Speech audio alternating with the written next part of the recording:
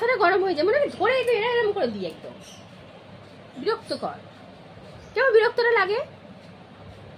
বলছি একটা ভিডিও করবো, আসছে না, যত সব শুধু ঘুম আর ঘুম। এত কিসের ঘুম বলো তো, রাত্রিবেলা ঘুমানো যেন।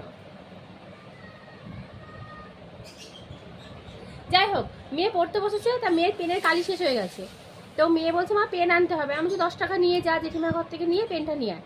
এবার 10 টাকা নিয়ে গেছে, ওর বাবার ব্যাগ থেকে নিয়ে গেছে। ওর বাবা বলছে কি রে, পয়সাটা কি আমার ব্যাগ থেকে নিয়েছিস? তো মেয়ে বলছে হ্যাঁ নিয়েছি।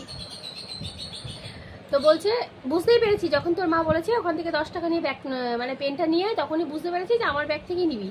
হ্যাঁ এই বলছে। তা ও বলছে যে তারপর তুমি কি বললে? কি?